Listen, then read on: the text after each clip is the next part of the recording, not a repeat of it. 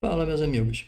Nos últimos dias eu tenho visto muitas dúvidas e incertezas de amigos, alguns investidores conhecidos, pessoas que estão pensando em investir em renda fixa e renda variável, principalmente sobre o momento atual que nós passamos no Brasil mediante as eleições que vão ocorrer agora domingo, que se as perspectivas se confirmarem podem ser finalizadas já nesse primeiro turno ou que podem ter no segundo turno.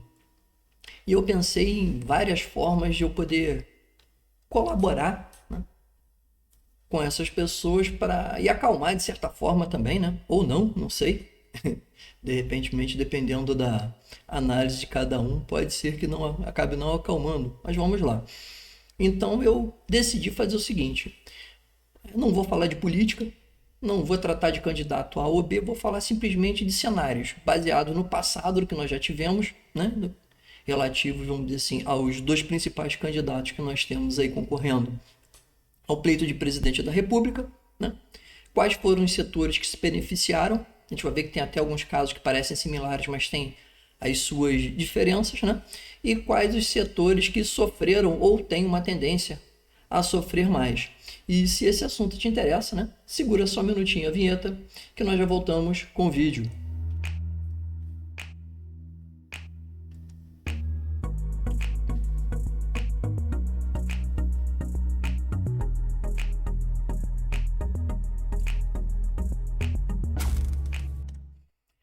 Lembrando, como sempre, que o material divulgado nesse vídeo não é recomendação de compra e venda e tem por finalidade unicamente caráter informativo e educacional.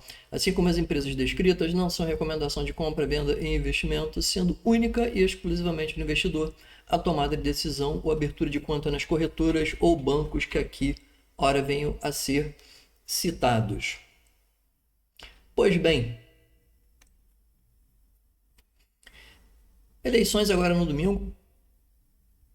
Temos dois candidatos de vieses completamente diferentes, né? Opostos, direita e esquerda propriamente dito. Como eu falei, eu não quero aqui entrar em divergências políticas, a ideia não é essa. Então eu decidi separar alguns pontos interessantes e ver quais seriam os cenários e quais as empresas que poderiam se beneficiar desse atual momento, né? E dentro desse atual momento, o que nós temos? Baseado, vamos dizer assim, no que já aconteceu, né? Ou seja, o passado, que é o que a gente pode tirar como referência, relativo à gestão dos dois principais candidatos, né? Que são justamente os candidatos de direita e esquerda que concorrem à vaga de presidente do Brasil a partir do dia 1º de janeiro de 2023. Quais seriam os setores, né, e as respectivas justificativas para que esses setores se beneficiassem desses movimentos. Primeiro, começando aqui pelo lado da esquerda, setor de educação, que foi um setor que foi muito estimulado durante os governos, vamos dizer assim, da esquerda entre 2002 e 2017, para todos os efeitos, né? 2017 2000, até quase 2018, até porque o Temer era vice, né? Que assumiu após o impeachment da presidente Dilma. Então, na minha concepção, continua sendo a mesma base de governo. Porém, apesar de ele ter investido muito nesse setor, acabou causando um problema, porque muitas das pessoas, assim, que se aproveitaram do pacote de estímulo, as empresas principalmente ligadas ao setor de educação, que tiveram um crescimento muito grande, ou seja, houve um agigantamento muito grande desse setor, mas acabou deixando um rastro no final das contas ruins, que muitas dessas pessoas, mediante ao que veio acontecendo, a deterioração da economia nos anos seguintes, principalmente a partir de 2014 e 2015, em diante, fez com que boa parte dessas pessoas que conseguiram, né, um curso superior, principalmente, tivessem dificuldade de pagar o financiamento que fizeram e muitas delas ficassem, inclusive, devendo, porque não conseguiam propriamente emprego pela deterioração da situação do país. Segundo caso, commodities. Que tipo de commodity que eu estou falando aqui em específico? Basicamente, as commodities ligadas ao setor, vamos dizer assim, de carne. que foi o outro setor que era considerado, vamos dizer assim, pelos mandatários da época como sendo as grandes empresas, né? Os chamados campeões nacionais da época, que eram as JBS da vida, né? E entre outras, né? Que tiveram, vamos dizer assim, uma ascensão muito grande nesse período, porém que tiveram tanto ascensão como prejuízo grande, porque depois chegou-se à conclusão que muitas das situações causadas, vamos dizer assim, dos empréstimos dessas empresas, elas acabaram, vamos dizer assim, se tornando, segundo, né, as investigações da Lava Jato, entre outras, corrupção. Setor financeiro foi um setor, vamos dizer assim, que nadou de braçada, né, nos últimos anos, até 2015, 2016. É um setor que, para todos os efeitos, ele acaba, vamos dizer assim, se saindo muito bem em qualquer cenário, né? Mas foi um setor, vamos dizer assim, que teve os maiores lucros no período. Por quê? Todo quanto é financiamento, querendo ou não, que seja via BNDES ou que seja via, vamos dizer assim, bancos de uma forma geral, acaba passando pelos grandes bancos brasileiros. Beneficiários, para todos os efeitos, foram eles. Varejo. Economia aquecida, dinheiro circulando em grande quantidade. Resultado, né? Nós temos um varejo forte para todos os efeitos. Tivemos empresas do varejo aí, vamos assim, passando por turnarounds extremamente, vamos dizer, interessantes. Vide principalmente, né? Para quem lembra do caso da Magazine Luiza, né? Que foi, vamos dizer assim, um case que chamou a atenção de muita gente. Todo mundo fala que o Magazine Luiza era considerada a maior empresa de crescimento, né? Tanto que a empresa cresceu e expandiu seus braços em vários setores, né? E que acaba vindo sofrendo, né, com os últimos acontecimentos, desde, vamos dizer assim, do começo de 2020, dado assim, a situação sanitária que acabou acontecendo pelo mundo inteiro, entre outros casos. Ou seja, esses 3 setores, melhor, 4 setores, são os setores que se beneficiaram muito, né, da expansão econômica e dos acontecimentos no período na qual a esquerda, vamos dizer assim, governava o país. Olhando agora, por exemplo, para a direita, agronegócio foi o segmento, pode-se dizer, que levou a economia brasileira quase que, vamos dizer, no peito, né?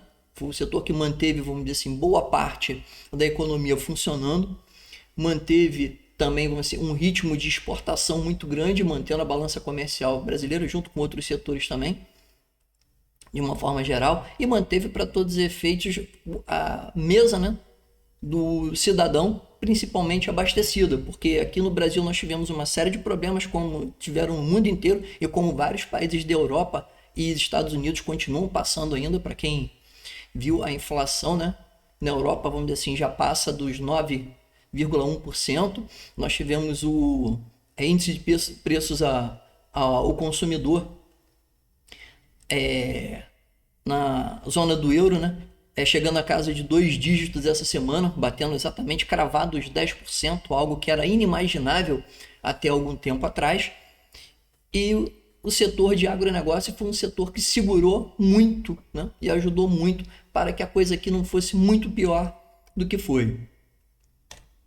Segundo setor, commodities. Aí você vai perguntar, peraí, mas com commodities, o que não é a mesma coisa? Depende, nós temos vários tipos de commodities. As primeiras que eu falei foram, obviamente, as commodities baseadas em proteína animal, né? E agora a gente vai falar de outro tipo de commodity, que é o quê? Propriamente petróleo e minério de ferro, que foi um outro setor que, dado, vamos dizer assim, a crise de desabastecimento que acabou se propagando nos últimos tempos, acabou fazendo com que esse setor fosse extremamente beneficiado nos últimos tempos. Tanto que temos aí, por exemplo, tanto a Vale quanto a Petrobras, no caso, e todas as empresas na realidade desse setor, tendo uma valorização muito grande durante esse período de 2020, principalmente até agora 2022, a ponto da Petrobras ser considerada a maior empresa pagadora de dividendos, né, do mundo atualmente. Muita gente até critica isso, porque fala que esse dinheiro não poderia ficar para a Petrobras, mas na realidade, se você parar, esse dinheiro ele acaba retornando para o cidadão de uma forma geral, até porque o maior acionista da Petrobras, propriamente é o próprio governo. Então, os dividendos que a Petrobras ela recebe, 36%, vamos dizer assim, de todo o dividendo, vamos dizer assim, que é dado aos seus acionistas, ela acaba voltando para a mão da União. Então, foi um outro setor. As commodities agrícolas também, né? Como grãos, por exemplo, minério de ferro e petróleo, fazem parte, vamos dizer assim, dos setores que acabaram se beneficiando muito, principalmente com o corte, né, e de importação e exportação de uma forma geral, com o corte que houve principalmente no imposto, vamos dizer assim, de importação de uma série de produtos, né? A última vez foram mais de 400 ou 600 produtos que tiveram, vamos dizer assim, o corte assim, do seu imposto de importação.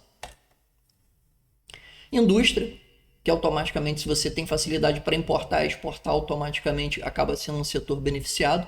Várias indústrias acabaram, vamos dizer assim, não chegando a seu pico, mas sendo muito beneficiadas, principalmente pelo último movimento, acabaram sofrendo um pouco porque o dólar acabou acompanhando. Nós temos um problema de distorção de preço do dólar, principalmente por conta da inflação americana, né, que eu já falei no vídeo anterior. Se quiser, eu vou deixar o vídeo anterior aqui no quadrinho de cima, até para não alongar muita coisa, né? E também o setor de tecnologia, porque há uma pretensão do governo atual, caso ele continue, né, no comando do país, de trazer, né, as empresas que são fabricantes de semicondutor para o Brasil. Isso é uma proposta e algo que está em pauta, já está na realidade, vamos assim, em conversa, né? Até porque o maior fabricante de semicondutores, por exemplo, do mundo é Taiwan, que fabrica 70% de todos os semicondutores que são utilizados no mundo inteiro, né?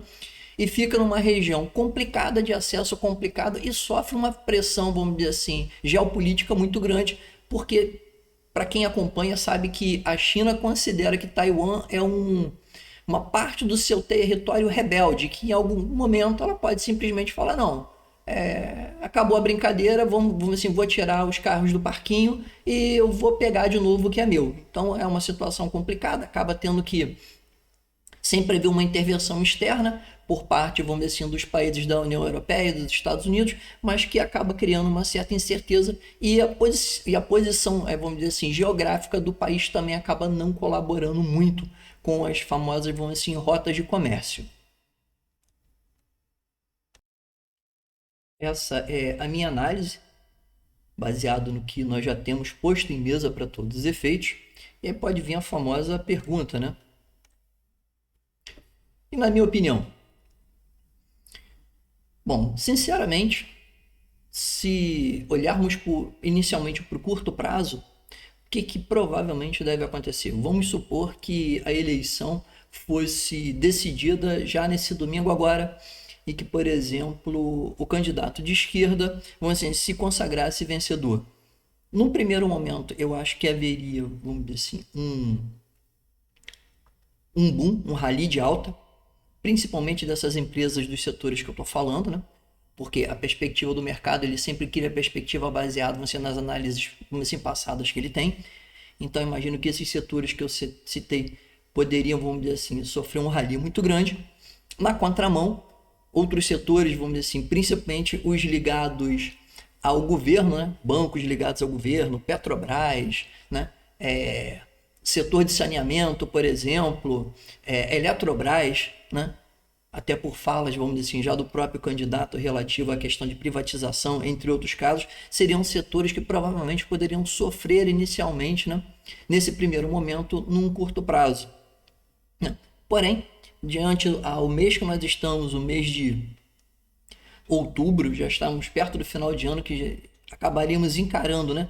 Provavelmente um rally até o final do ano, né? E a partir do dia 1º de janeiro, aí nós teríamos, vamos dizer assim, já uma normalização do mercado. Vale lembrar que as políticas, principalmente, vamos assim, colocadas à mesa a partir, vamos dizer assim, da opinião do candidato de esquerda, são políticas populistas, de uma forma geral. Emissão de dinheiro, criação de dívida, criação de uma série de coisas. E nós temos um cenário hoje muito diferente daquele cenário na qual o candidato ele assumiu, né, no seu primeiro mandato. No primeiro mandato, nós tínhamos uma relação de endividamento PIB na ordem de 33%, por exemplo, né? E hoje nós temos uma dívida PIB na relação da ordem de 78%, quase 80%. Então, há uma diferença muito grande em relação à possibilidade de expansionismo, principalmente de política monetária. São duas situações, dois pesos muito diferentes, além de que naquela época nós passávamos por um período de expansionismo, né, de uma forma geral, de todas as economias, né? Tava tudo, vamos dizer assim, andando muito certinho, muito reloginho, mundo afora, o que já não é o caso dessa vez. Nós temos uma série de problemas, como eu já citei anteriormente, não vou ficar aqui repassando nem rebatendo as mesmas coisas. No caso, por exemplo, do candidato de direita, viesse também a levar o pleito agora, já nesse domingo agora, eu vejo também a mesma situação, porque é uma pressão muito grande sobre principalmente os papéis que estão ligados diretamente a setores do governo e que há uma certa espera por parte do mercado, vamos dizer, de algumas ações tomadas no sentido de privatização, no sentido, vamos dizer assim, de regulamentação e principalmente o ajuste fiscal, né, o tão famoso ajuste fiscal, junto com a possibilidade de uma continuidade do modelo econômico que está sendo utilizado agora, que querendo ou não, diga-se quem goste ou quem não goste, tem sido um modelo que tem se mostrado muito resiliente e tem se mostrado vencedor se olharmos, por exemplo, para todas as outras economias que nós temos ao redor. Eu não estou falando só das economias, vamos assim, emergentes do lado de cá, da América do Sul ou da América Central, estou falando de uma forma geral, levando em consideração, vamos assim, os números que nós temos hoje de Estados Unidos e dos países da Europa também. Eu quero deixar bem frisado que essa é a minha opinião, né? Baseado nos momentos anteriores que nós já tivemos. Se você discorda, deixa nos comentários aí o que você acha, se faltou alguma coisa, se queria que falasse um pouco mais sobre alguma outra coisa, deixa aqui nos comentários que na medida do possível eu faço um novo vídeo. Se você me segue aqui no canal e não me segue lá no Instagram e quiser me dar o prazer de fazer parte da nossa comunidade lá no Instagram também, eu abro todo dia o mercado por volta das 8h50 com a pré-abertura do mercado, né? Antes da abertura do mercado propriamente do Bovespa, junto com a abertura do mercado futuro, trazendo a movimentação dos nossos ativos, né, nas bolsas americanas e afora, e algumas notícias que acabaram acontecendo durante a madrugada, traçando um paralelo do que aconteceu no dia anterior. E se você caiu de paraquedas aqui a primeira vez e não é inscrito, inscreva-se, ative o sininho para receber as nossas notificações, deixe seu like e compartilhe, que é muito importante para o nosso canal. E como sempre, muito obrigado a todos, um bom final de semana, pense bem no candidato que você vai escolher domingo agora e bons investimentos.